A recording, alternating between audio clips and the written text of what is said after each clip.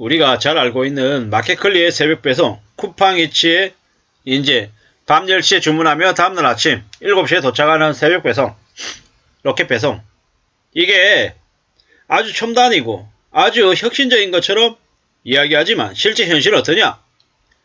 주문 수집하고 난 이후에 밤새도록 배송하는 기사가 미친듯이 움직여서 우리 집 앞까지 배송해 주는 겁니다. 절대로 그냥 가만히 있어서 아주 이렇게 누릴 수 있는 혜택이 아니라 저 배송기사의 엄청난 학대에 가까운 중노동을 우리가 편리함으로 받고 있다는 겁니다. 씁쓸한 얘기입니다. 저 새벽 배송을 하시는 배송기사분들의 이제 일상이 어떠냐? 밤새도록 저렇게 남들은 곤히 자야 되는 시간에 미친듯이 뛰어다닙니다. 그러면 아침에 일을 끝나고 집에 돌아가면 한 10시, 11시 되면 어떨까요? 그냥 잠을 잘 수 있을까요? 그냥 잠 못 잡니다. 소주 한 병, 두 병을 먹어야 잠들 수 있다는 겁니다. 보통의 사람들이 어두운 밤에 자게 돼 있고 낮에 활동하게 되어 있는데 이걸 낮과 밤이 바뀌어서 생활하면 제대로 유지할 수가 없죠. 그래서 새벽 배송기사는 배송을 하면 6개월 이상 그 일을 꾸준히 하기가 어렵습니다. 왜요? 몸이 상하니까. 이게 현실입니다. 그림자 노동이라고 얘기하죠. 저 새벽 배송을 하시는 분들은 대체로 일반 낮에 택배나 아니면 물류 배송을 하시는 분들일 가능성이 큽니다. 근데 저 새벽 배송 하시는 분들의 노동이 안정적이냐? 보호되어 있냐? 위험으로부터 좀 보장이 되어 있냐? 아닙니다. 새벽은 보통 사람들의 이 행동하는 것에 비해서 좀 굼뜨기도 하고 좀 정신이 몽롱하죠. 사고 날 가능성이 큽니다. 그런데 상품을 배송하기 위해서 물건을 나르거나 옮기는 것 매우 위험할 수 있는 행동들이 포함이 되어 있습니다. 그래서 잘 하지 않으려 하죠. 그런데 이제 시급은 높죠. 새벽 배송을 하면 다른 일에 비해서 받는 임금이 좀 높습니다. 그렇다 보니까는 저 새벽 배송만을 이제 업으로 해서 하는 분들도 있습니다. 하지만 이제 씁쓸하죠.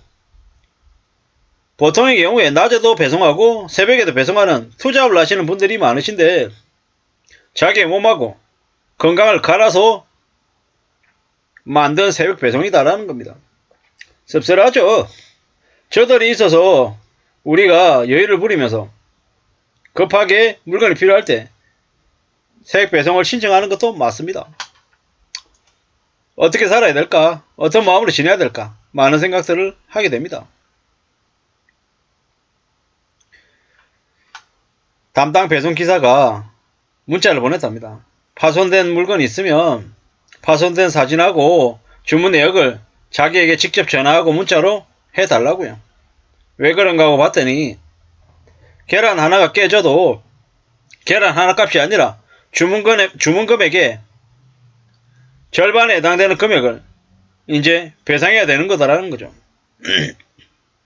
협력업체는 기사들에게 지난 3달치의 배상액을 일괄 차감하고 기사들에게 임금을 지급했답니다.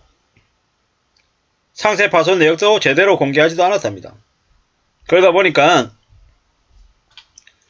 그냥 자기에게 직접 알려주면 자기가 대신 물려주겠다라는 거죠. 이 새벽 배송 기사들이 대부분 외주 협력업체 소속입니다. 씁쓸한 얘기죠. 가만히 내버려둬도 배송할 때 달리기 선수처럼 뛰고 또 뛰고 해야 오전 7시 전까지 겨우 배송을 마칠 수 있답니다. 하루에 40개에서 많아야 70개를 배송한답니다. 씁쓸한 얘기입니다. 씁쓸한 얘기. 바쁘게 뛰어다녀야 돼서 땀에 젖는답니다.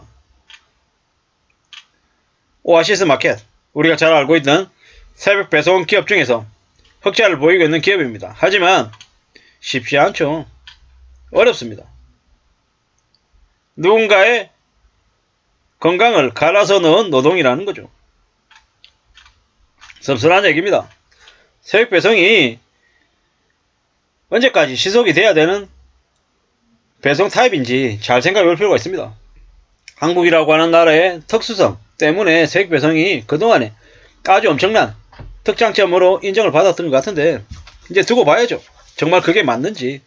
그리고 확실한 건 뭐다? 너무 저렇게 빨리빨리를 요구하는 게 과연 맞는 건가? 라는 생각도 든다라는 겁니다. 뭐 세액 배송이 뭐 좋다, 필요하다, 어쩌고 저쩌고 얘기하지만 실제 현실은요. 현실은 더 빨리, 더 많이, 더 멀리 이런 밤낮 없는 배송 전쟁이 그곳에 종사하는 사람들의 삶을 더 열악하게 만든다라는 것. 한 번쯤 생각해 볼 필요가 있을 것 같습니다. 우리가 가만히 앉아서 편하게 편리함을 추구하기 위해서 이제 하는 모습들이 또 누군가에게는 엄청난 희생을 요구하는 게 아닌가라는 생각이 드는 거죠. 우리가 참 많은 생각을 합니다. 이래저래 삶이 편리하면 편리할수록 그 편리함 이면에 누군가가 있다라는 것, 누군가 분명히 고생을 한다라는 걸 잊지 않아야 될 것 같습니다. 저도 유통에 종사를 하고 있지만 저 세액 배송이 얼마나 힘든지 잘 알고 있습니다. 배송기사분들이 얼마나 고생하시는지도요.